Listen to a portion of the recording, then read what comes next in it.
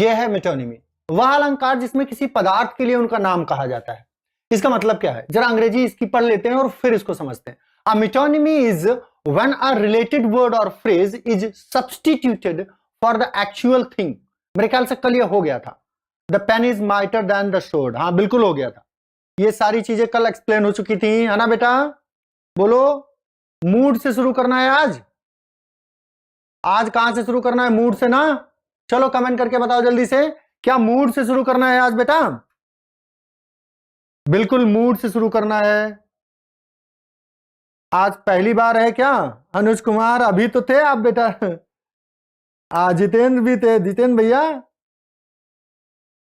Mood से शुरू करना। मूड का मतलब है मनोदशा। आज मेरा काम करने का मूड नहीं है, आज मेरा ये करने का, आज पिक्चर देखने का मूड है, आज कहीं बाहर जाकर खाना खाने का मूड है। मूड का मतलब वह एटमॉस्फेयर जो आपके दिमाग की दशा को तय करता है। जब राइटर कुछ ऐसा लिटरेचर में रिप्रेजेंट करे जिससे पढ़ने वाले का मूड चेंज हो जाए और वह कथानक के साथ उसके साथ घुस जाए उसमें। जरा देखें इसको अंग्रेजी में कैसे लिखते और कहते हैं, समझते हैं।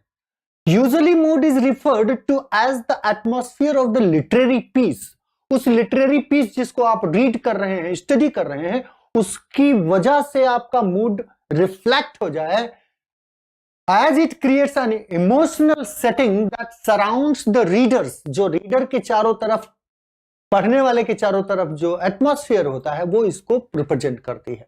Mood is developed in a literary piece through various methods. बहुत सारे तरीके से, वेरियस अलग अलग तरीके से ये रिप्रेजेंट किया जाता है, इंक्लूडिंग सेटिंग, कभी सेटिंग से, कभी थीम से, कभी टोन से, और कभी डिक्शन का मतलब भाषा से। सेटिंग का मतलब उस लेखन की, उस मटेरियल की जो राइटर ने लिखा है उसकी सेटिंग ऐसी होगी, और उसकी थीम उस ऐसी होगी, या उसके कहने की टोन ऐसी होगी, या उसमें यूज्ड शब्द ऐसे होंगे जिससे आपको पता चलेगा कि यह सेंटेंस में मूड का यूज किया गया है। तो चला इसको देखते हैं कैसे ये काम करता है एग्जाम्पल के साथ। Creating mood through setting. कैसे सेटिंग के साथ मूड चेंज होता है, जरा देखिए। एग्जाम्पल 1 है Pickwick Papers by Charles Dickens से। चार्ल्स डिकिंस का पिक विक पेपर से ये सेटिंग ली गई है। ये नॉवेल है चार्ल्स डिकिंस का, ये बहुत बड़े नॉवेलिस्ट से। पीजीटी में इनको डिटेल में स्टडी करना है आपको और मैं पढ़ाऊंगा आपको। चलिए बेटा, तो Charles Dickens creates a calm and peaceful mood.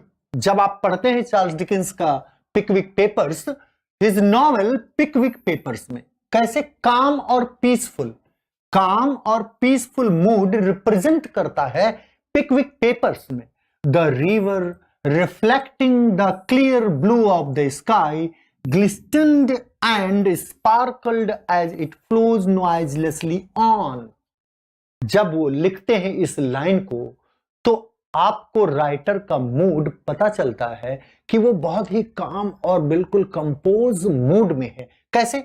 The river, जब लिखते हैं वो, the river reflecting the clear blue of A sky. इतना शांत है पानी कि रिफ्लेक्ट माने छाया पड़ रही है आकाश की, आप उसमें परछाई देख सकते हैं आकाश, नीले आकाश की। ग्लिस्टन्ड एंड स्पार्कल्ड, जो चमकता है, और ग्लिस्टन, स्पार्कल और ग्लिस्टन दोनों का मतलब चमकना होता है। चमकता है जब वो बहता है नॉइजलेसली, बिल्कुल आवाज किए बिना। जब नदी का पानी धीरे धीरे बहता है और उसमें पड़ने वाला नीले आसमान का प्रतिबिंब एक बेहतरीन मूड की स्थापना करता है, एक बेहतरीन मूड को रिफ्लेक्ट करता है, जो राइटर के मूड को काम और कंपोज कर देता है, शांत कर देता है। तो इसमें क्या यूज किया गया है? मूड यूज किया गया है सेटिंग के द्वारा, क्योंकि आसपास का वातावरण। आगे बढ़े, आगे बढ़ते हैं। The depiction of tranquil. Tranquil माने होता है शांत, काम। ट्रैंक्विल सीनरी इंपार्ट्स माने प्रोवाइड करती, इंपार्ट माने देना होता है, गिव, उपलब्ध कराती है। आ सेरन, सेरन माने होता है गंभीर। ये वर्ड पावर बहुत मजबूत करना है बेटा आपका। इंपार्ट्स का मतलब होता है गिव। ये वर्ड्स जानबूझकर इसमें शामिल किए गए हैं ताकि आपको इनकी मीनिंग मुझे बतानी पड़े और आपकी मीनिंग बिल्कुल क्लियर हो जाए। टीजीटी पीजीटी के लिए बहुत इंपॉर्टेंट, ये टीजीटी और पीजीटी के लिए बहुत इंपॉर्टेंट। और इन पर अभी और बहुत सारी चीजें, ढेर सारी क्लासेस इसकी होने वाली हैं, अभी और क्लासेस होंगी क्योंकि इसमें पीजीटी भी मर्ज होने वाला है, ठीक है ना। तो इम्पार्ट्स माने गिव करता है, ठीक है ना। जैसे मैं कहूं I am giving you education, गलत हो गया, मैं कोई एजुकेशन आपको दे नहीं रहा हूं, I am imparting education to you. तो जब भी आप किसी वस्तु को देते या लेते हैं तो कहते हैं I give him a book. अब यहां पर ये गिव सही है, लेकिन अगर ये बुक की जगह एजुकेशन हो जाए बेटा, तो जब एजुकेशन हो जाए तो आई गिव हिम के बजाय इंपार्ट आ जाएगा, I impart him education, I impart him education, the institution is imparting education to the students, ठीक है ना। तो इंपार्ट का यूज किया जाता है। ये स्तरण माने बहुत ही धीर और गंभीर, एंड नॉन वायलेंट मूड, बिल्कुल अहिंसक मूड की स्थापना करती है टू द रीडर्स के दिमाग में, ये लाइंस, ठीक है ना। एग्जाम्पल 2, मैं इसको आगे बढ़ा लेता हूं बेटे, थोड़ा सा ऊपर कर लेता हूं इसको, मैं यहां पे आ गया मैं देकर। दूसरा एग्जाम्पल वेदरिंग, वेदरिंग हाइट्स, ये इमली ब्रॉन्टे की रचना है। वेदरिंग हाइट्स, इमली ब्रॉन्टे, और Emily Bronte in Wuthering Heights creates two contrasting, विरोधाभासी moods through two contrasting setting, दो अलग अलग प्रकार की सेटिंग बनाकर राइटर के मूड को कंट्रास्ट देती हैं। कैसे? The events of the narrative takes place in two neighbouring houses, दो घर हैं पड़ोस आस पड़ोस में, और दोनों घरों के वातावरण को विरोधाभासी तरीके से रिप्रेजेंट करती हैं एमिली ब्रॉन्टे अपनी वेदरिंग हाइट्स नामक रचना में। चलिए आगे देखें। अ डिप्रेसिंग मूड इज क्रिएटेड, थोड़ा छूट गया। The events of the narrative takes place in the neighboring houses. Wuthering Heights and Thrushcross Grange.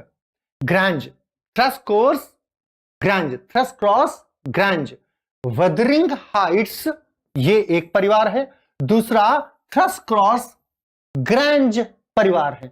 दोनों परिवार साथ साथ में नेबर में रहते हैं, आस पड़ोस में रहते हैं। अ डिप्रेसिंग मूड, डिप्रेसिंग माने बहुत ही हतोत्साहित करने वाला, निराशाजनक मूड है किसके घर में?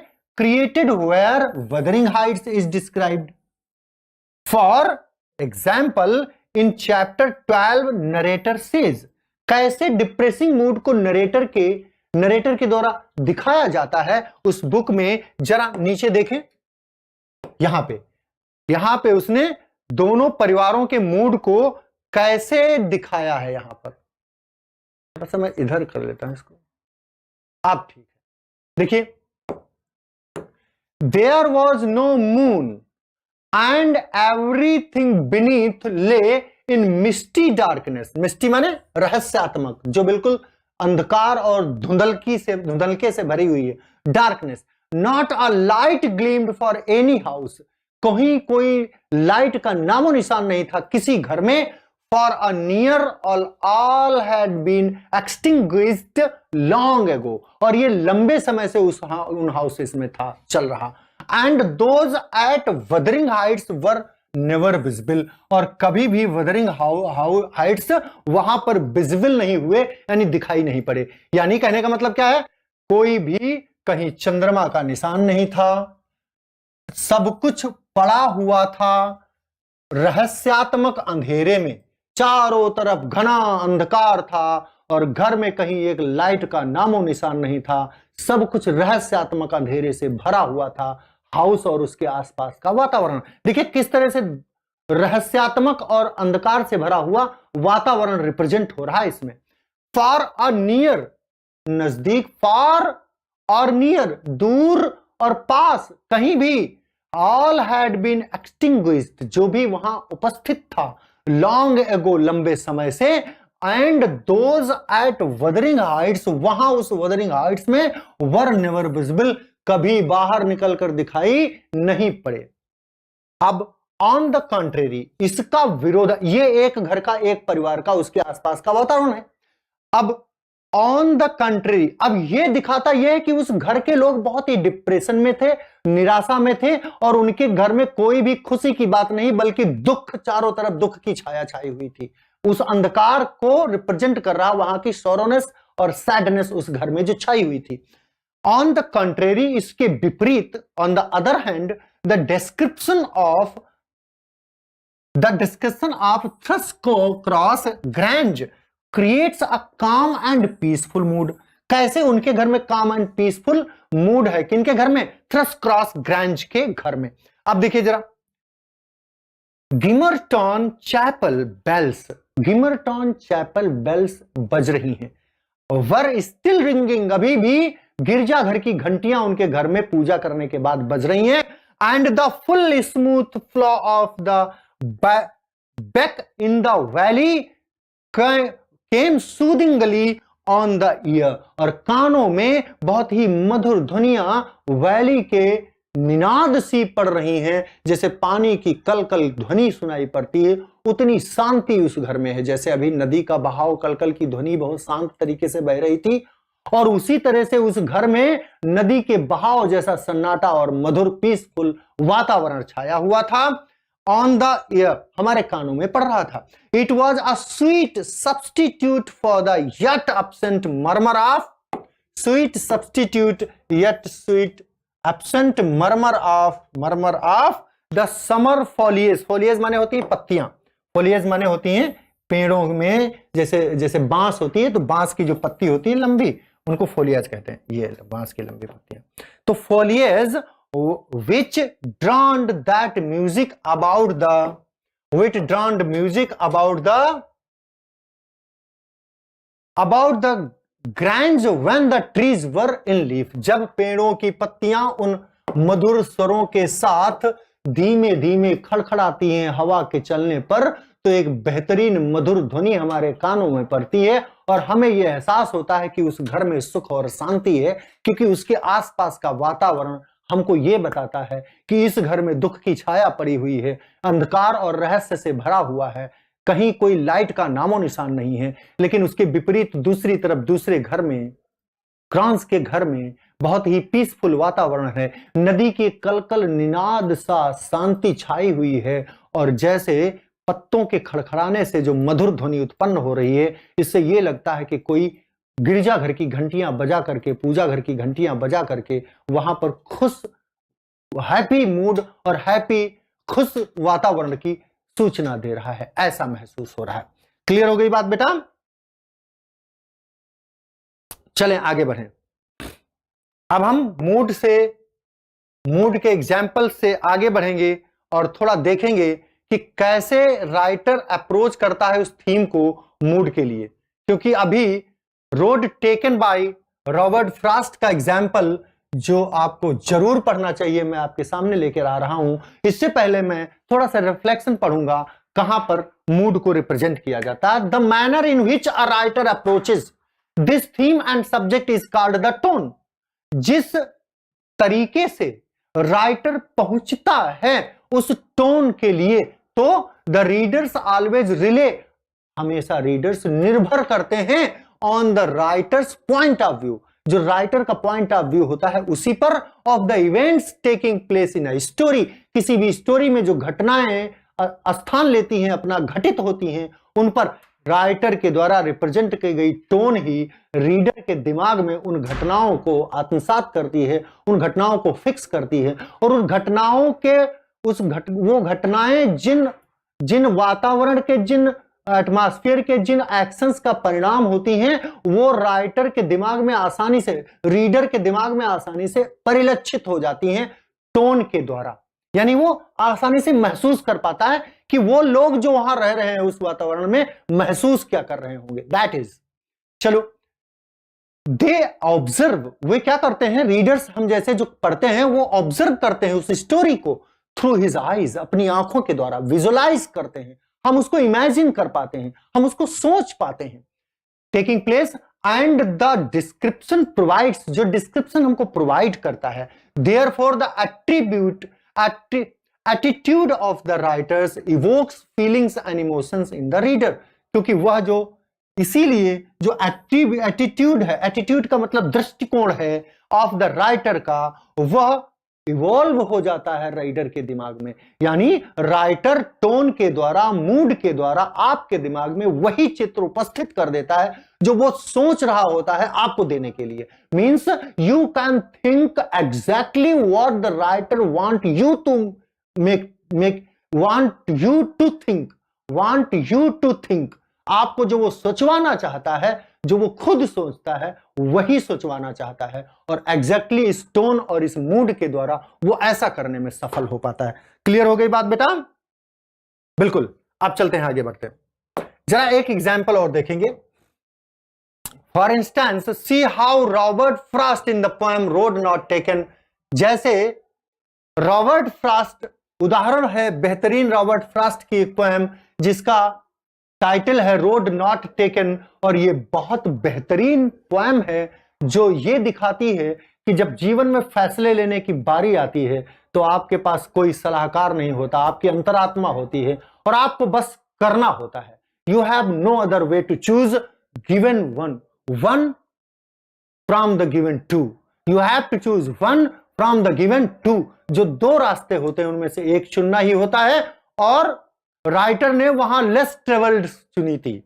मैंने जब पोएम पढ़ा तो मुझे पता चला कि राइटर ने इसलिए वो लेस ट्रेवल्ड चुनी थी कि जिस पर लोग कम चले हैं, शायद उस पर, क्योंकि सफल और बड़े लोगों की संख्या कम होती है, मैक्सिमम लोग भेड़ की तरह एक ही रास्ते पे जाते रहते हैं, तो जिस पर पदचिन्ह कम थे वो राइटर ने चुनी थी। और फिर आगे क्या हुआ था ये पोएम में पढ़ाऊंगा, क्योंकि रॉबर्ट फ्रॉस्ट तो पढ़ना ही पड़ेगा। 4 अमेरिकन राइटर्स आपको पढ़ने के लिए मिलेंगे पीजीटी में, और वो मैं पढ़ाऊंगा। I shall be telling this with a sigh. मैं बहुत ही आह भरकर इस बात को बता रहा हूं। Somewhere ages and ages hence two roads diverge in the wood, and I took the one less traveled by, and that has made all the differences. मैंने जो रास्ते देखे जंगल में, जब मैं पहुंचा वहां मेरे सामने रास्ते थे 2, मुझे चुनना था उनमें से एक, तो मैंने वह चुना जिस पर कम लोग चले थे, लेस ट्रेवल्ड बाय, और इसी ने ऑल द डिफरेंसेस मेक। सारे डिफरेंसेस यही उत्पन्न हो गए, यहीं पर पैदा हो गए। क्लियर हो रहा है बेटा? जरा एक बार कमेंट करके बताएं, आपके कमेंट्स बंद हो गए हैं, ऐसा क्यों हुआ है? जरा देखें और बताएं। क्लियर है तो यस बोले बेटा। यहां तक चीजें सही चल रही हैं, क्लियर हो रही हैं आपको? जरा बताइए, यस करके जाग जाइए सब, सोइए मत। और जो ना समझ में आ रहा हो तो बोलिए जरा। बहुत सारे लोग लाइव में हैं, ये दिख रहे हैं मुझे, लेकिन कमेंट्स नहीं। इतना मस्त हो गए, इतना मगन हो गए क्या आप कि कमेंट करना भूल गए बिल्कुल भी? बहुत बढ़िया। जरा बताइए कि क्लियर हो रहा है बेटा सब? बिल्कुल क्लियर हो रहा हो तो मैं आगे बढ़ूं। अभी एक बहुत बेहतरीन एग्जाम्पल है, आगे मैं, आप कमेंट करिए तब मैं इसको समझाता हूं। Frost informs us about the past. अपने पास्ट के बारे में इंफॉर्म करता है विद अ साय। जैसे वो आह भरता है, आपको पता चलता है ये पश्चाताप कर रहा है। और फिर that gives the above lines unhappy tone, और इसी वजह से इन लाइंस में क्या मिल जाती है? इस साय की वजह से यहां अनहैप्पी टोन यानी मूड मिल जाता है हमको।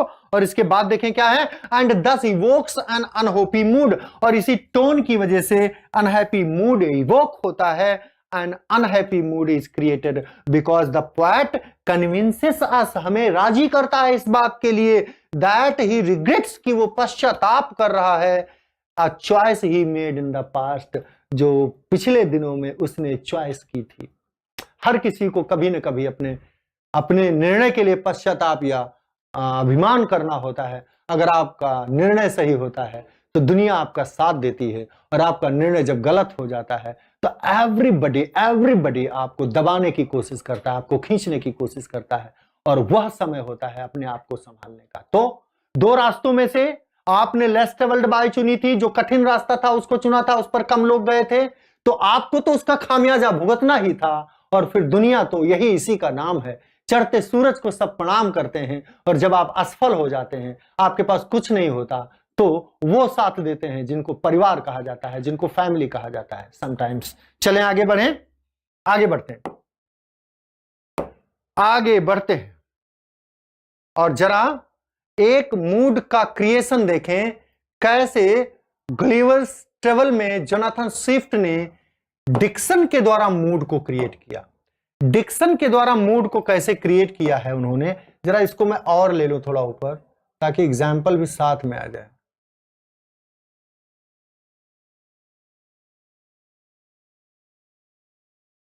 चलिए, हाँ आ गया एग्जाम्पल, ठीक है बेटा।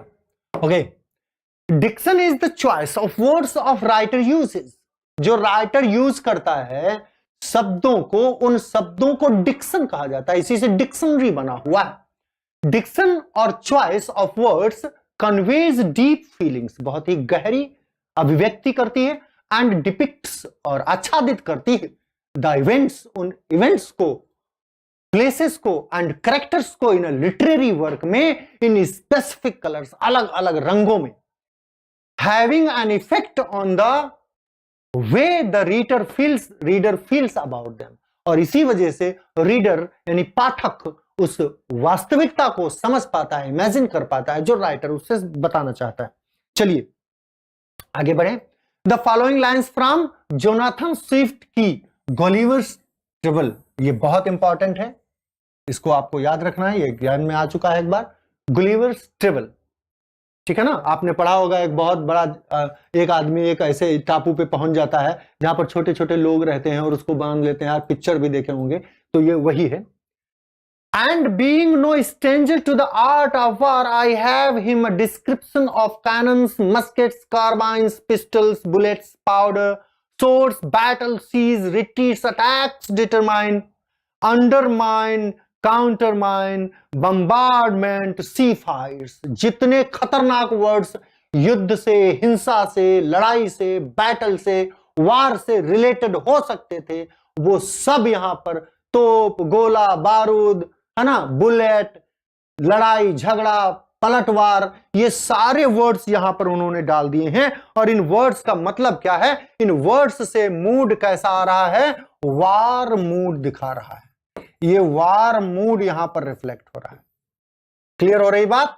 जितने भी वर्ड्स इसमें यूज किए गए हैं वो सब वार मूड को रिप्रेजेंट कर रहे हैं। आप देख लीजिए, समझ रहे हैं बात को। कैनन्स माने तोपें बड़ी, मस्कट्स भी तोपों का ही एक स्वरूप होता है, कार्बाइन्स, पिस्टल्स, समझ रहे हैं, बुलेट्स, निकलने वाली गोलियां, पाउडर, बारूद, सोर्स, तलवार, बैटल्स, युद्ध, सीजेस, घेराबंदी, है ना, रिट्रीट्स माने वापसी, कोई युद्ध में जब सेना पीछे हटती है, अटैक, प्रहार करना, अंडरमाइन, किसी को दबाना, काउंटरमाइन, पलटवार करना, बम्बार्डमेंट माने बमों की बारिश करना, और सी फाइट्स और समुद्री लड़ाई। तो ये जितने भी वर्ड्स यहां पर यूज किए गए हैं वो सब हिंसात्मक वर्ड्स हैं, वो सब युद्ध और बैटलफील्ड का दृश्य उपस्थित करते हैं। क्लियर हो रही है बात? बिल्कुल, चलते हैं, आगे बढ़ते हैं। हाँ, कमेंट नहीं आ रहे थे आपके, ये कमेंट तो बहुत आ रहे हैं, बिल्कुल भूल गए कमेंट करना। आप बहुत अच्छा पढ़ा रहे हैं, अच्छा अच्छा अच्छा, थैंक यू बेटा। ओमवीर सिंह, वेलकम बेटा, तुम तो दिखते ही नहीं क्लास में, तैयारी ज्यादा तो नहीं हो गई ओमवीर? चलो बेटा, आपकी तो बहुत खास मतलब डिमांड थी पिछले साल से कि सर टीजीटी कब पढ़ने को मिलेगा, तो टीजीटी पढ़ने को मिल रहा है आपको। ऑफलाइन आप इलाहाबाद नहीं पहुंच पा रहे थे, तो मैं आ गया आपके पीछे पीछे आगरा में टीजीटी का बैच लेकर, ऑनलाइन टीजीटी और पीजीटी। और ये बेहतरीन मौका है बेटा ओमवीर कि आप बिल्कुल पूरी तरह से लग जाएं, मैं पूरी तरह से आपके साथ में हूं। आप आगरा से बिलोंग करते हैं, आप यहां आ सकते हैं, मुझसे और भी सलाह ले सकते हैं, आप बहुत प्रिय स्टूडेंट है मेरे, और आप पूरी तरह से इसी बार आपको मैं टीचर बना के रहूंगा। You will certainly qualify this one.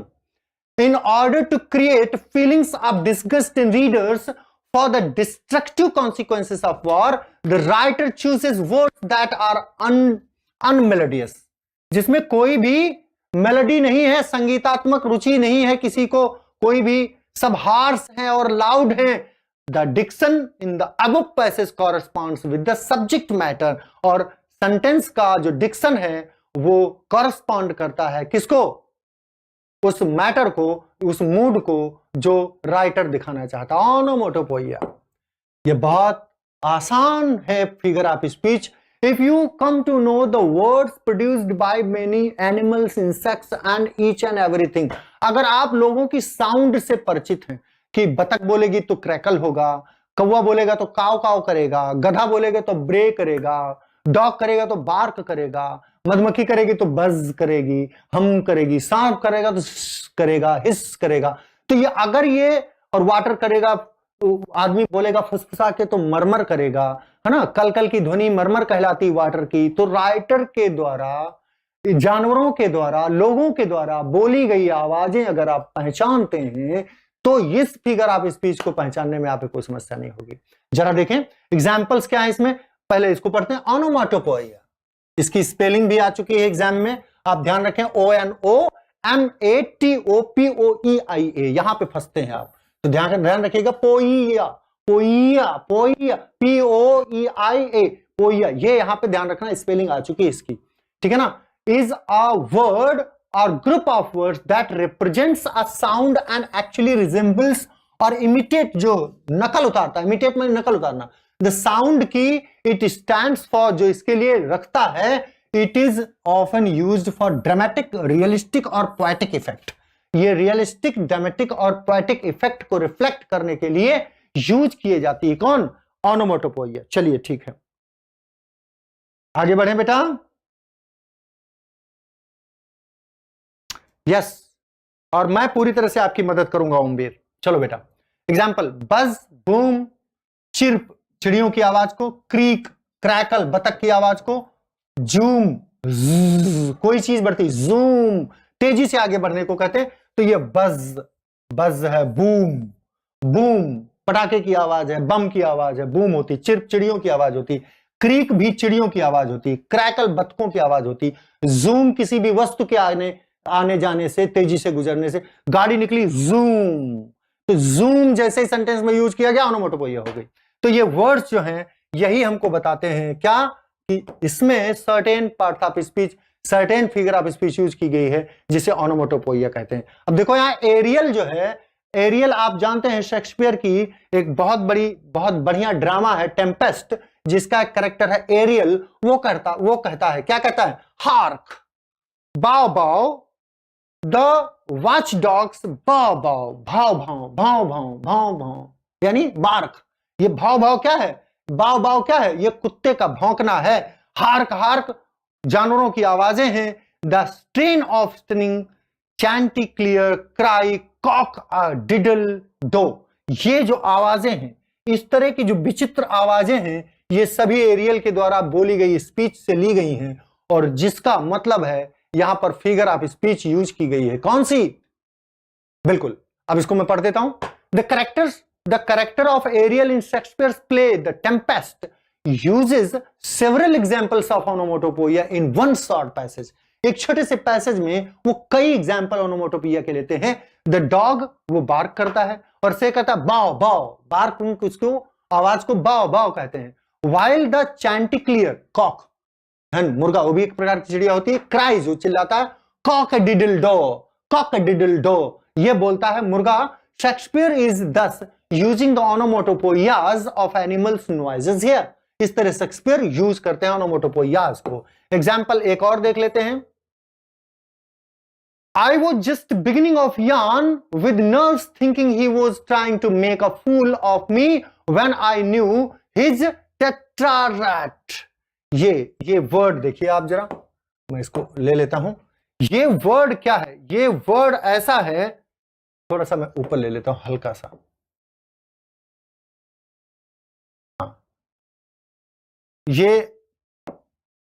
ये वर्ड है पैलिंड्रोम। कौन सा? ये तो ऊपर निकल गया। ये पैलिंड्रोम वर्ड है।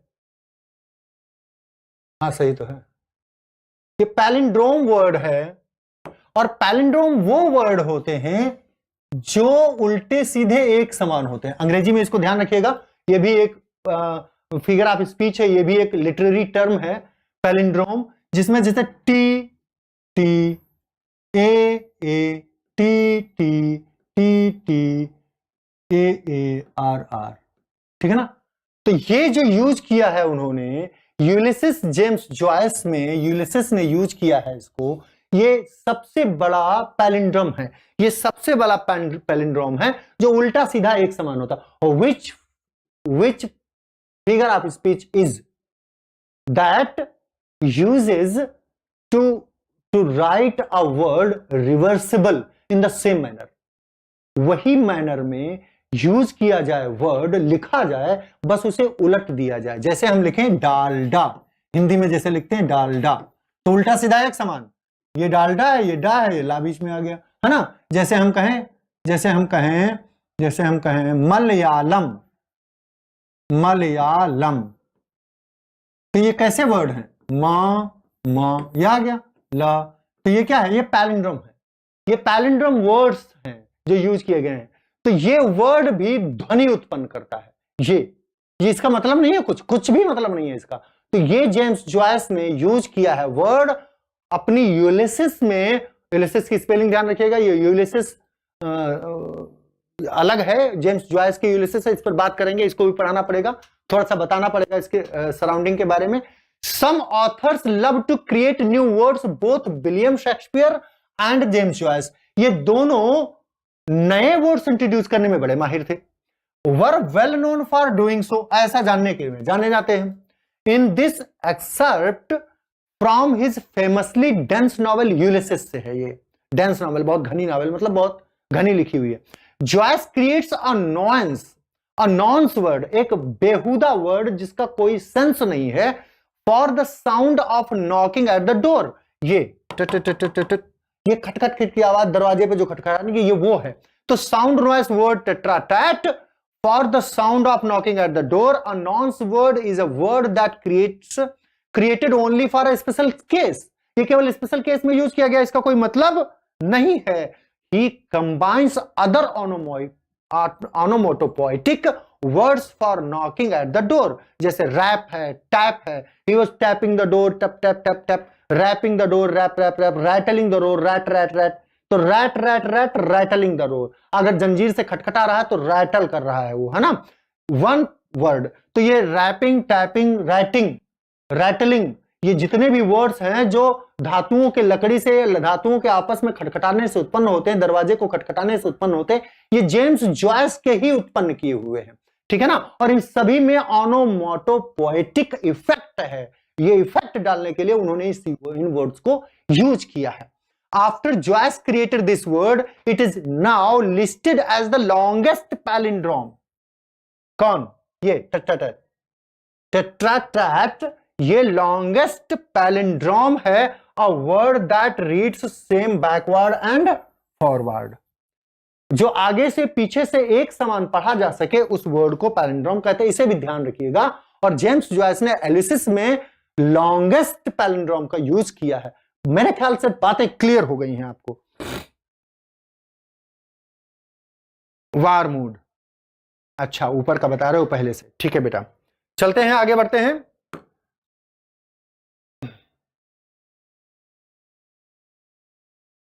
एमिली डिकिंसन की एक एग्जाम्पल और ले लेते हैं, ये बहुत इंपॉर्टेंट है। आई हियर्ड अ फ्लाई बज when I died, the stillness in the room was like the stillness in the air between the heaps of storm। तो यहां पर जो वर्ड बज का यूज किया गया है, ये मधुमक्खियों के उड़ने से होने वाली, उत्पन्न होने वाली आवाज है, और यहां ऑनोमोटोपोएटिक इफेक्ट है, ये एमिली डिकिंसन ने यूज किया था। आई हर्ड अ फ्लाई बज व्हेन आई डाइड, ये लिखा था उन्होंने। एमिली डिकिंसन डेथ पोएट, ये अमेरिकन पोएट हैं, पोएटेस हैं, और ये डेथ पोएटेस कहलाती हैं। मृत्यु पर इन्होंने बहुत सारी कविताएं लिखी, ग्रेजुएशन में मैंने पढ़ी थी।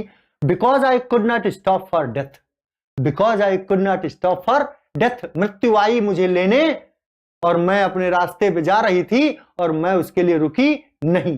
लिटरेरी टर्म है आपका पर्सोनिफिकेशन, मानवीकरण। क्या ये सही है? पर्सोनिफिकेशन से ही शुरू करना है। जल्दी से जवाब दे। श्वेता जी गुड मॉर्निंग, माया देवी गुड मॉर्निंग, यस, सीमा देवी 2016 का टीजीटी एग्जाम दिया है, कई सारे बच्चों ने मेरे दिया है। आपको कोई प्रॉब्लम है तो बताइए बेटा। Jitendra ji good morning, Deepshikha again good morning, Sunaini ji again good morning, Anunju Rani good morning ji, अगर आपको कोई क्वेश्चन पूछना है 2016 के पेपर को लेकर के, कोई संशय है, कोई असुविधा है, तो आप मुझे बताएं, मैं आपकी असुविधा दूर करूंगा।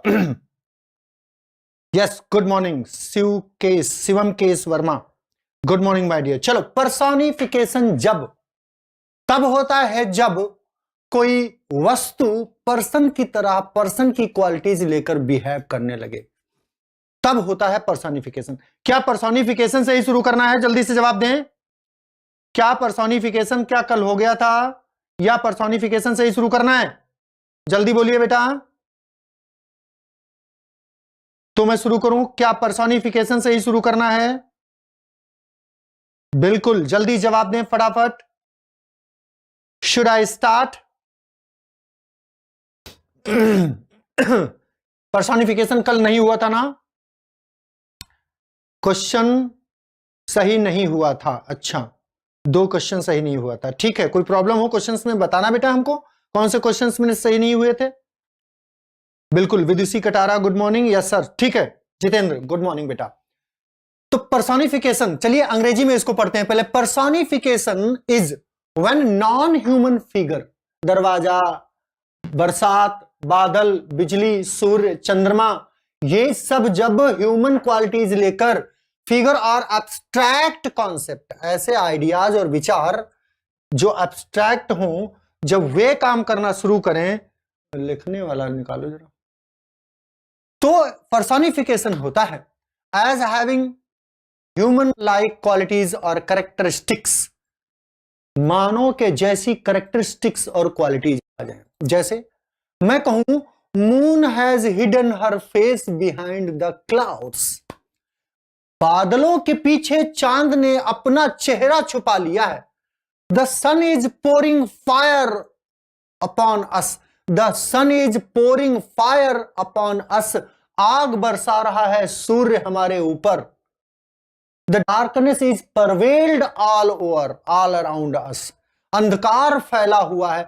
तो ये सारी चीजें, चाहे सूर्य हो, चाहे चंद्रमा हो, चाहे अंधकार हो, ये जब भी मानवीय क्वालिटीज, वे कार्य जो मानव कर सकता है, करने लगे, तो ये पर्सन इन फिक्शन यानी पर्सोनिफिकेशन कहलाते हैं। आगे पढ़ें जरा, फिर कहता है personification is used to help the reader create a clear mental picture of the scene or object being described, जो डिस्क्राइब किए जा रहे हैं ऑब्जेक्ट्स, उनकी क्लियर पिक्चर आ जाए आपके माइंड में जब आप उसको पढ़ें, और इसीलिए यूज किया जाता है पर्सोनिफिकेशन को। जरा आगे बढ़ें, एग्जाम्पल्स में चलें इसके। The wind moaned beckoning to come outside, wind माने हवा, मोन्ड माने कराहती है, चीखती है, आहें भरती है। Moaned beckoning, beckoning me to come outside, हवा चीख रही थी और मना कर रही थी मुझे बाहर आने से। In this example the wind non human element is being described as if in human it moans and beckons, ये रोकती है और चीखती है ऐसे जैसे कोई मानव रोकता और चीखता है, प्रिवेंट करता है। इसलिए ये ह्यूमन क्वालिटीज रखने वाली वस्तु पर्सन इन फिक्शन हो गया है, और इसी को हम पर्सोनिफिकेशन कहते हैं। लाइटनिंग डांस्ड अक्रॉस द सी, अभी जो एग्जाम्पल्स मैंने बोले थे उनके अलावा ये और सारे एग्जाम्पल्स हैं। लाइटनिंग माने बिजली की चमक, डांस किया चारों तरफ अक्रॉस द स्काई, आकाश में डांस कर रही थी। The wind howled in the night, हवा रात में गरज रही थी, जैसे भेड़िए पुकारते हैं, ऊ की आवाज, हाउल्ड भेड़ियों की आवाज को कहते हैं। तो हवा चीख रही थी किसी जानवर या किसी मानव की तरह। इस तरह से यहां विंड और लाइटनिंग को पर्सोनिफाइड किया गया है, और इसी को पर्सोनिफिकेशन कहते हैं। यह बहुत ही आसान फिगर ऑफ स्पीच है। मैं बढ़ता हूं आगे कुछ और एग्जाम्पल्स को देखने के लिए। आ गया मैं। The car complained as the key was roughly turned in its ignition, जैसे ही कार में चाबी इग्निशन में लगाई, वो रफली स्क्रेच्ड हुई, कंप्लेन करने लगी। कहा गलत लगा रहे हो चाबी, वो खड़खड़ की आवाज करने लगी, ऐसे जैसे कोई ह्यूमन, जैसे कोई मानव कंप्लेन करता है, शिकायत करता है, ऐसा मत करो मेरे साथ। वैसे जब कार करने लगे और हम कहें ये कि कार ऐसा कह रही थी, तो हमने वहां पर कार को पर्सोनिफाइड कर दिया। उसी तरह से Rita heard the last piece of pie calling, pie calling का लास्ट पीस उसने सुना, हर नेम। तो रीता ने जो सुना वो last piece of pie calling her name, जो पाई का लास्ट पीस था वो उसका नाम पुकार रहा था, रीता रीता ऐसा बोल रहा था। तो ऐसा पाई का पीस जो कि निर्जीव होता वो कैसे पुकार सकता है किसी रीता को या किसी और को? तो यहां वस्तु को पर्सोनिफाइड किया गया। माई अलार्म क्लॉक यल, चीख पड़ी वो, मेरी अलार्म क्लॉक चीख पड़ी, to get out of the bed every morning. ये प्रेजेंट इंडेफिनिट में एल्स माने चीखती है। हर सुबह मेरी अलार्म क्लॉक मुझे चीख कर जगाती है और मुझे बिस्तर से बाहर आने को कहती, जैसे मेरी मां कहती हो। ऐसा नहीं है, वो मां नहीं है, वो अलार्म क्लॉक है, निर्जीव चीज है, पर्सोनिफाइड है। The door protested as it opened slowly, door को, दरवाजे को जब धक्का दिया खोलने के लिए तो प्रोटेस्ट करने लगा, विरोध करने लगा, जैसे कहीं वो अकड़ रहा है, ऐसा लग रहा है कि जैसे वो विरोध कर रहा है। तो विरोध तो कोई मानव ही कर सकता है, इसलिए ये मानवीकरण यानी पर्सोनिफिकेशन है। इसी तरह से my house is a friend, मेरा घर है दोस्त मेरा, हु प्रोटेक्ट्स मी, जो मेरी रक्षा करता है। इसमें house, the moon played hide and seek with the clouds, बादलों के साथ लुका छिपी खेल रही है, चंद्रमा खेल रहा है। तो ये तो बच्चों का काम है। इसी तरह the approaching cars headlights, car की हेडलाइट्स जो मेरी तरफ आ रही थी, तो आने का काम लाइट्स नहीं करती। रिंक्ड विंक्ड एट मी, ने मेरी आंखों को चिंधिया दिया, विंक किया, इशारा किया। विंक माने आंख मारना होता है, पलक झपकाना होता है। तो आंख कैसे मार सकती है कोई लाइट? और इसका मतलब यहां मानवीकरण है। इसी तरह से camera loves her since she is so pretty, उसको कैमरा बहुत प्यार करता है क्योंकि वो बहुत ही प्रिटी है, बहुत सुंदर है। तो कैमरा कैसे किसी को प्यार कर सकता है? Stairs groaned as we walked on them, stairs माने जीने चीखने लगे, जैसे ही हमने उन पे चढ़ाई की तो उन पर चढ़े तो वो चीखने लगे, और चीखने का काम कोई मानव ही कर सकता है। इसी तरह द आवर वैक्यूम, हम की आवाज करता है वैक्यूम। ये स्पेलिंग ध्यान रखना, कई बार आपके एग्जाम में वैक्यूम की स्पेलिंग आई है। वैक्यूम में यू होता है सी के बाद। Hums a happy tune while it cleans, जब वो क्लीन माने साफ करता है।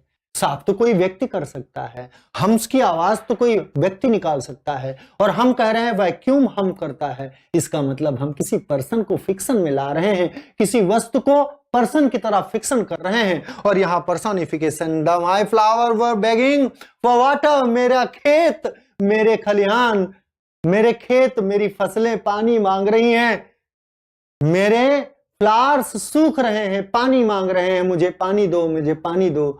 तो ये मांग नहीं रहे हैं, ये पर्सोनिफाइड हुए हैं। The ivy wove its fingers around the fence, चारों तरफ आईवी ने अपनी फिंगर्स, अपनी उंगलियां, आईवी की उंगलियां नहीं होती हैं, आईवी तो निर्जीव होती है, और वो उंगलियों से चढ़ रही है दीवार पर। तो दीवार पर चढ़ने का काम कोई बेल कर सकती है, बेल निर्जीव होती है, और इस तरह यहां पर बेल को यानी आईवी को पर्सोनिफाइड किया गया है। चलें आगे बढ़े। इन एग्जाम्पल्स के बाद, the leaves waved in the wind, और time flies when you are having fun, समय उड़ता है जब आप मस्ती करते हैं। तो यहां समय, यहां लीव्स, यहां moon. Moon smiled at the stars in the sky, चंद्रमा मुस्कुरा रहा है तारों पर, और यहां भी पर्सोनिफाइड किया गया है मून को, लीव्स को। Wildfire ran through the forest at amazing speed, से दौड़ रही है जंगल की आग पागल होकर। तो आग कैसे दौड़ सकती है? वो तो नॉन लिविंग थिंग है। तो when a non living thing is describe as having, मानवीय करण कहलाते हैं वो जब वो रखती है क्वालिटीज ऐसी जो मानव रखता है। क्लियर हो गई बात बेटा? बिल्कुल क्लियर होगी। गुड मॉर्निंग बेटा, बहुत सारी गुड मॉर्निंग्स हैं, बहुत सारी गुड मॉर्निंग्स हैं। गुड मॉर्निंग मेरे बच्चे। चलिए आगे बढ़ते हैं बेटा, और आगे आ गया है रिपीटिशन। रिपीटिशन का मतलब है दोहराव। Repetition is when a word or phrase is written multiple times, जब कोई वर्ड या फ्रेज बार बार लिखा जाए तो उसको हम क्या कहते हैं, रेपिटेशन या दोहराव कहते हैं, usually for the purpose of emphasis, ताकि उस पर एम्फेसिस यानी दबाव पड़ सके, एम्फेसिस पड़ सके, दबाव पड़ सके। ये नाउन है। It is often used in poetry for purpose of rhythm, rhythm के लिए एज वेल, के लिए भी यूज किया जाता है। When Lin-Manuel Miranda, an American composer, lyricist, actor and singer, कहता है, जिसने लिखा है क्या, स्कोर फॉर द हिट, और वो कहता है, क्या कहता है, म्यूजिकल हैमिल्टन में क्या कहता है, and love is love is love is love is love is love is love is love can not be killed और सेप्ट असाइड। प्यार है, प्यार है, प्यार है, प्यार है, कितनी बार प्यार है, और इसे अपने जीवन से आप हटा नहीं सकते। तो यहां पर क्या यूज किया गया है, यहां पर रेपिटेशन का use, time after time repetition है। Heart to heart, boys will be boys, hand in hand, hour to hour, over and over, home sweet home, smile smile smile at your mind as often as possible। दिमाग आपका जितनी बार मुस्कुराएंगे होंठ वो प्रसन्न चित्त हो जाएगा। all for one and one for all, ये देखो फ्रेज पूरा का पूरा यहां रिपीट किया गया है, पलट के उसके वर्ड्स को, तो वर्ड्स रिपीटेड हैं। तो जब वर्ड्स को एम्फेसिस डालने के लिए, एक खास मीनिंग देने के लिए, इडियोमेटिक मीनिंग देने के लिए, एम्फेसिस डालने के लिए यूज किया जाए रिपीटेड वर्ड्स को, तब रेपिटेशन नामक लिटरेरी टर्म का, डिवाइस का यूज किया जाता है। यस, रेपिटेशन है बेटा। बेटा मैथ्स की क्लास के बारे में मैं कैसे बता सकता हूं मेरे बच्चा, मैं आगे बढ़ूंगा। आइए, एंड ऑल आवर स्टडी, देखो यहां पर ज्यादा ऊपर पहुंच गया मैं। चलिए एक और एग्जांपल देखिए मैकबेथ से, मैकबेथ से एक एग्जांपल को देखिए। Tomorrow and tomorrow and tomorrow creeps in the pretty pace from day to day, ये देखिए ना repeated words, tomorrow tomorrow tomorrow, day to day, to the last syllable of recorded time, and all our yesterdays have lighted fools the way to dusty death। तो underlined words are repeated in the sentence to make the emphasis in the meaning, and so we can say there is used repetition, the device, literary device repetition। yes, आगे देखें बेटा, आगे देखें। In this Shakespearean solitude, Macbeth बोलता है, is lamenting the death of his wife and repeats the word tomorrow 3 times, 3 bar. Macbeth's repetition of these words call attention to the fact that his wife no longer has any tomorrow, कल नहीं देखने वाली है उसकी पत्नी lady Macbeth, और ये इस बात को इंडिकेट कर रहा है। And that tomorrow's Macbeth has remaining will be a repetition of life without her, और कल का tomorrow उसे बिना पत्नी के जीने के लिए मजबूर करेगा। ऐसी सोच और ऐसा मीनिंग यहां पर क्लियर कर रहा है वो बार बार tomorrow को रिपीट करने के बाद। क्या मैं आगे बढ़ूं बेटा, ऐप पर स्टार्ट हो जाएंगे, अभी तो मजे लो बेटा जीशान बाबू। यस बेटा, अभी तो मजे से पढ़ो बेटे मेरे। आप पढ़ेंगे हम लोग सटायर, बहुत बेहतरीन, बहुत बेहतरीन। सटायर का मतलब है हास्य व्यंग। जब कोई हास्य से भरी रचना व्यंगात्मक रूप से आपको कहा जाए, आयरनिकल तरीके से हास्य भी हो और आयरनी भी हो, जब आयरनी में हास्य आ जाए तो उसे हम सटायर कहते हैं। आयरनी कहते हैं उस स्टेटमेंट को जो कहा कुछ और जाए, मीनिंग उसका अपोजिट हो। जो Brutus is an ambitious man आपने पढ़ा था आयरनी में, और उसमें जब हास्य को डाल दिया जाए, उसे हास्य से सराबोर कर दिया जाए, तब वो सटायर हो जाता है। जैसे satire is a genre, satire is genre का मतलब शैली है of writing that criticizes something, कुछ आलोचना करता है किसी की, such as a person, behaviour, belief, government और सोसाइटी, इनमें से किसी की भी वो मजाक उड़ाता है। सटायर ऑफ एन एम्प्लॉइज क्या यूज करता है अपने आप में? आयरनी, अभी मैंने नाम लिया था, आयरनी, ह्यूमर एंड हाइपरबल। हाइपरबल भी ये यूज करता है, चीजों को बढ़ा चढ़ाकर भी कहने का काम करता है। इन तीनों का यूज सटायर में किया जाता है to make its point. Example है इसका the Onion. The Onion is a satirical newspaper and digital media company. It uses satire to parody, parody माने एक लंबी पैरोडिकल रचना, common news features such as opinion columns, editorial cartoons and clickbait headlines। ये American newspaper है onion, जो इस तरह की बातें और गवर्नमेंट को लेकर, सोसाइटी को लेकर, समाज में फैली भ्रांतियों को लेकर के सटायरिकल तरीके से प्रयोग करता है। और इसी तरह उस पेपर को हम क्या कहते हैं? ओनियन को हम क्या कहते हैं? हम उसको सटायरिकल न्यूज़पेपर कहते हैं। अगला सॉलिक्यू। सॉलिक्यू बहुत इंपॉर्टेंट है, ये इतना इंपॉर्टेंट है और थोड़ा लंबा इसको मैंने किया भी है क्योंकि ये इतना ज्यादा इंपॉर्टेंट है। Poet is the jester character in Macbeth. Yes बेटा। ज्योति नमस्ते, सबको नमस्ते। नमस्ते। कोई सर्टेन टाइम नहीं है? अरे बेटा क्या बात कर रहे हो, सर्टेन टाइम नहीं? हाउ कैन यू से दिस? कितनी बार हर क्लास में 10 से 11 language for TGT, PGT and all the competitions. ठीक है, 11, 10 से 12 तक लिटरेचर जिसमें लिटरेरी टर्म्स चल रहे हैं, जिन्हें आप फिगर्स ऑफ स्पीच भी कह सकते हैं। लिटरेरी टर्म्स चल रहे हैं 4 से 5।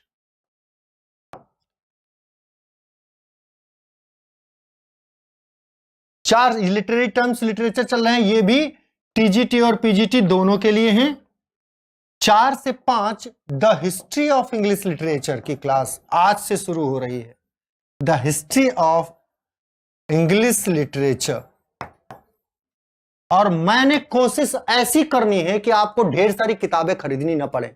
अगर आपको ढेर सारी किताबें खरीदने से बचना है तो आज की क्लास लेकर के आप देखिएगा 4 से 5 के बीच जो होने वाली इंग्लिश लिटरेचर की। और सारे नोट्स जो मैं पढ़ाने वाला हूं, मैंने आपके लिए नोट्स बनाए हैं और उन नोट्स को आप बनाइएगा, अपने आप से लिख लीजिएगा। मेहनत करनी पड़ेगी आपको। 1 घंटे की क्लास के पीछे आपको 4 घंटे की मेहनत करनी पड़ेगी, क्योंकि जो मैं पढ़ाऊंगा उसको आप पढ़ के आएंगे, अगले दिन तैयार होकर आएंगे, तब बहुत मजा आएगा। क्योंकि लिटरेचर जो इतिहास दिखाती है हमें, और इतिहास जिसको वो जो इस लिटरेचर को बनाता है वो एक दूसरे के पूरक होते हैं। तो आज से शुरू होने वाला है इंग्लिश लिटरेचर का इतिहास और इंग्लिश लिटरेचर भी, ठीक है ना। अंग्रेजों का इतिहास और इंग्लिश लिटरेचर कैसे 1400 वर्षों में धीरे धीरे वह एम्फसाइज हुई है, मॉडिफाइड हुई है, और प्रेजेंट जो ये इंग्लिश आप पढ़ रहे हो, ये प्रेजेंट इंग्लिश कहां से कितनी अपभ्रंश भाषाओं से निकल कर आई है, ये सारी चीजें होंगी। तो 4 बजे शाम को कहीं ना जाइएगा, मिलिएगा इसी चैनल पर शाम को 4 बजे मेरे साथ, the history of English literature for TGT PGT. और ये तीनों टीजीटी और पीजीटी की सम्मिलित क्लासेस हैं। लिटरेचर में टीजीटी और पीजीटी दोनों को कवर कर रहा हूं, क्योंकि जो टीजीटी का फॉर्म डालता है वो पीजीटी की भी डालता है। अगर किसी का बीएड नहीं है तो पीजीटी ही डालेगा। तो पीजीटी वाली तो क्लास चली रही है, और उसमें सारी मैंने कल बताया भी था 4 बजे की क्लास में कि किस तरह से आप पीजीटी तैयारी करके टीजीटी अपने आप तैयार करेंगे। केवल मिल्टन और जॉन गाल्सवर्दी को अलग से हम पढ़ाएंगे टीजीटी के लिए, बाकी जितनी भी क्लासेस होने वाली हैं लिटरेचर की वो सब पीजीटी और टीजीटी दोनों को कवर करेंगी। एनी क्वेश्चन बेटा? समझ में आ गई बात? बिल्कुल दोनों में है, लेकिन छोटा सा पोर्शन आता है टीजीटी में, एक आध question history of English literature से। लेकिन history of English literature PGT में कवर करती है पूरे कोर्स को, ठीक है ना। जेफरी चासर से लेकर के प्रेजेंट एज टीएस इलियट तक, मॉडर्न एज तक, पोस्ट मॉडर्न तक कवर करती है। चार्ल्स डिकेंस तक आते हैं हम, और ये सारी चीजें आपको मैं पढ़ाऊंगा स्टेप बाय स्टेप। तो और वहां पर क्या है, मैंने जो नोट्स बनाए हैं उनको आप लिखिएगा अपने पास। जबरदस्त तरीके से जहां से क्वेश्चन बनता है एग्जाम में, मैंने उनको अंडरलाइन किया है, बोल्ड किया है अच्छे से, और यकीन मानिए पीजीटी का एक भी क्वेश्चन वहां से बाहर नहीं जाएगा जितनी मैं क्लास लूंगा, बस आप मेरे साथ मेहनत कर पाए। ठीक है ना, क्लियर हो गई बात? संतोष सरोज जी, थैंक यू बेटा। अरे ग्रामर मैं पढ़ाता हूं, पढ़ाएगा कौन बेटा? अभी तो क्लास हुई है बाबू, आप पहली बार आए हो क्लास में। सिंह पारुल, अरोरा की बुक है तो बहुत बढ़िया है, बहुत बढ़िया बेटा। उसमें देखो सारा कोर्स बेटा दिया होगा, कंसाइज है वो बहुत ज्यादा मटेरियल नहीं है उसमें, हर चैप्टर का छोटे छोटे प्रश्न और छोटा छोटा मटेरियल दिया है, और फिर उसके अंत में थोड़े से क्वेश्चन दिए हैं, लेकिन उससे आपका काम चल पाएगा, केवल आप अच्छे नंबर नहीं ला पाओगे पीजीटी में। उसके लिए बेटा आपको डिटेल्ड स्टडी करनी ही होगी, और डिटेल्ड स्टडी के लिए मेरी क्लास भी लेना है, और मैंने कहा था बुक्स भी आपको परचेज करनी पड़ेंगी थोड़ी बहुत, कम से कम हर एक राइटर की एक किताब तो आपके पास होनी चाहिए, ताकि आपको लगे आपने इस राइटर को ठीक से और ईमानदारी से पढ़ा है। बेटा कैसे क्वेश्चंस आते हैं ये मैं आपको बीच बीच में प्रैक्टिस सेट्स के द्वारा दिखाता रहूंगा। कम से कम 1 महीने की क्लास के बाद लगातार प्रैक्टिस सेट्स हर चौथे पांचवें दिन अलग टाइम पर, इस क्लास को डिस्टर्ब किए बिना अलग टाइम पर मैं लेके आता रहूंगा, ताकि आपको यह भी पता चलता रहे कि कैसे आपकी तैयारी हो रही है और उस तैयारी से कोई लाभ भी हो रहा है कि नहीं। पास्ट पेपर्स करवाऊंगा मैं 2003 से लेकर के अब तक के पीजीटी के और टीजीटी के जितने प्रश्न पत्र हुए सभी को मैं करवाऊंगा। ठीक है, यकीन मानिए। हाँ, ग्रामर के लिए सिर्फ रेन एंड मार्टिन ले लीजिए और कुछ नहीं है, मैं पहले भी बता चुका हूं बेटा। पहली बार क्लास आए कोई बात नहीं बेटे, मिस्टी से पूछो, ये सब जो बच्चे हमारे हैं, प्रियंका पाल जी हैं, ये सब बहुत रेगुलर बच्चे हैं, जितने नमिता हैं, सविता हैं, पारुल हैं, अनुज, जितेंद्र, देवेंद्र, ये सब बहुत ही रेगुलर स्टूडेंट्स हैं, 10 बजे से पढ़ रहे हैं। अभी देखो 11:30 हो रहा है, 11:40 हो रहा है, और ये 10 बजे से कंटिन्यू क्लासेस ले रहे हैं मेरी, पहले लैंग्वेज और अब लिटरेचर। तो अब कोई क्वेश्चन नहीं है बेटा, मैंने बता दिया। टीजीटी पीजीटी का पूरा कोर्स कंप्लीट करवाऊंगा, मेहनत करनी पड़ेगी। 3 घंटे तो यहां रेगुलर क्लास चलेगी, कंटिन्यू 3 घंटे, 2 घंटे सुबह और 1 घंटा 4 से 5 शाम को। ये 3 घंटे के साथ आपको होमवर्क इतना हो जाएगा कि आप 3 से 4 घंटे और तैयारी करेंगे। 7 से 8, 10 घंटे तक आप रोज पढ़ाई करिए, 3 महीने हमको दीजिए, पीजीटी बन जाइए और जाके जिंदगी का मजा लीजिए। ठीक है ना, क्लियर हो गई बात? बिल्कुल, चलिए आगे चलें बेटा। ग्रामर के लिए रेन एंड मार्टिन में पारुल सिंह फिर से बता रहा हूं बेटा, रेन एंड मार्टिन के अलावा कुछ भी लेने की जरूरत नहीं है। That book is the perfect one. बिल्कुल माया देवी, बिल्कुल पढ़ा रहे हैं बेटा, समझ गए बेटा? तो अब देखो ना, सोलिक्यू क्या है? सोलिक्यू क्या होता है? A type of monologue. Mono का मतलब होता है, देखो मोनो का मतलब होता है एक, वन, और लॉग बना है लोका से। लोका का मतलब होता है बातचीत।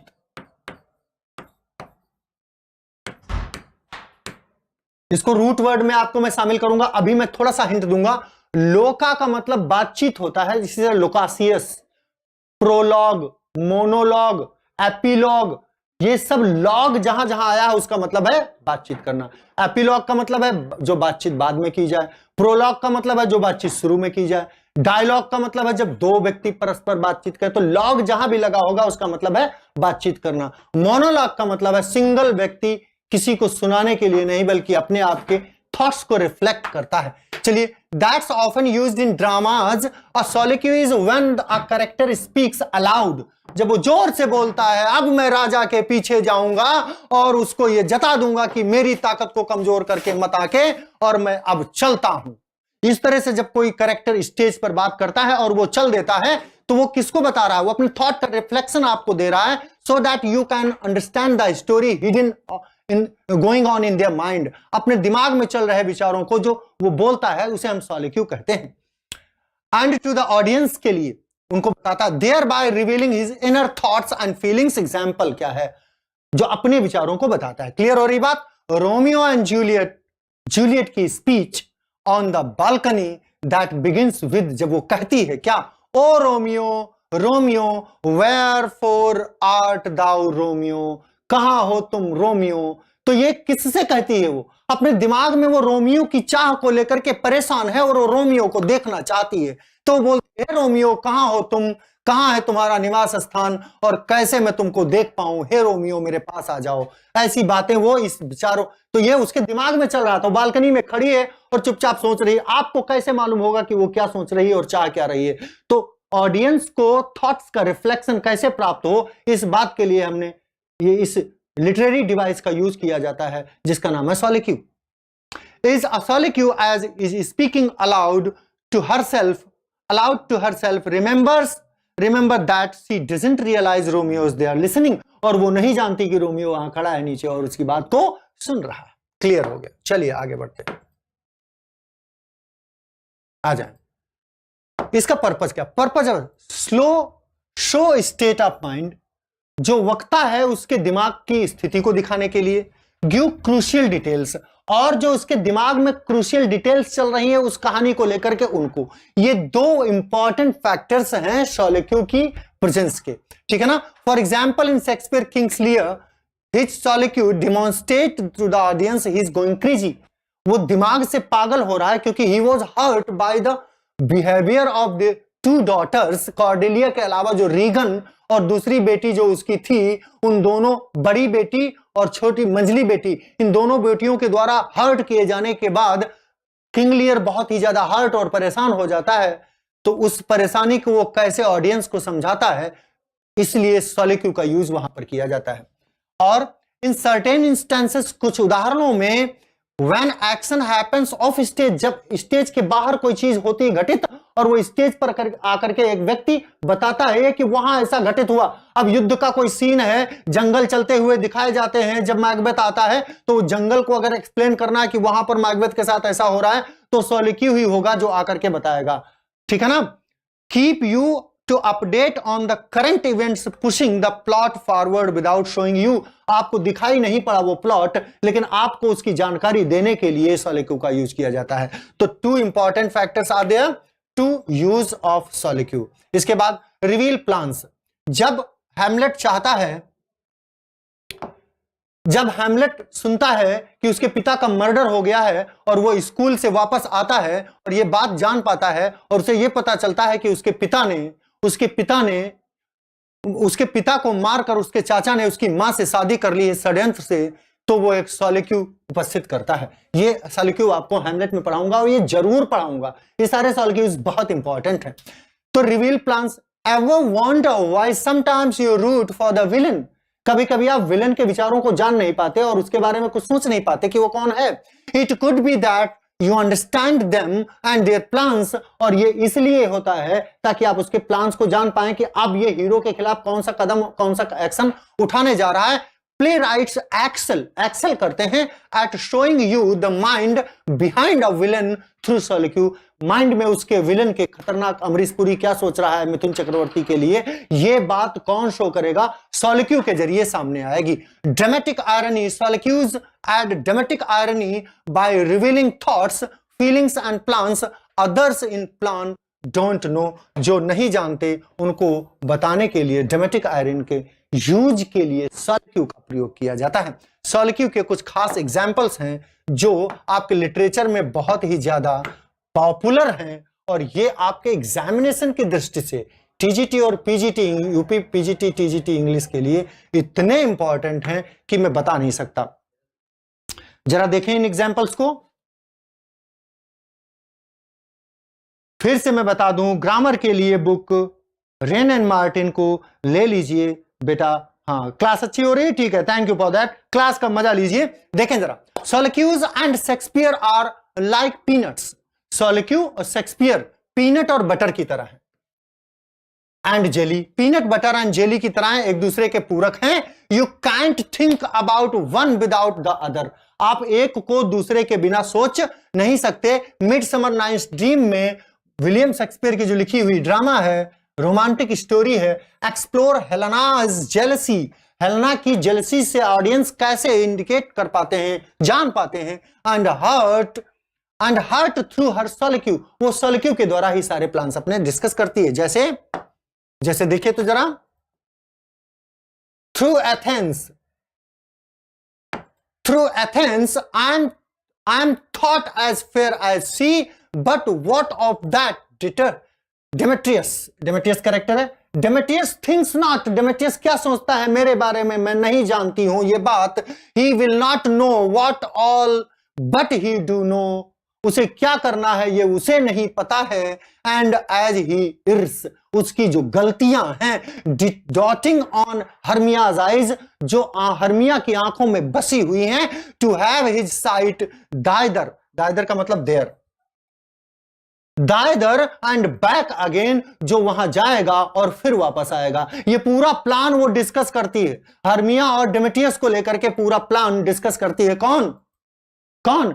मिडसमर नाइट ड्रीम की करेक्टर हेलेना, जो लिखा गया शेक्सपियर के द्वारा, एक बहुत ही रोमांटिक लव स्टोरी है और इसको ड्रामा के रूप में शेक्सपियर ने रिप्रेजेंट किया है। इसको मैं जरूर पढ़ाऊंगा आपको। To have his sight either, in this scene the man she liked just started chasing after her bestie. Helena uses this solitude to express the hurt she is feeling, जो वो महसूस कर रही है वो बताती है इस सॉलिट्यूड के द्वारा। मैकबेथ, जो हीरो और विलन दोनों का रोल प्ले करता है शेक्सपियर के नाटक में, ड्रामा में, उसने एक बहुत फेमस सॉलिट्यूड का यूज किया है। जरा देखिए उस सॉलिट्यूड को एक्ट 5 और सीन 5 में। वो कल क्या करेगा इस बात को लेकर के बताता है।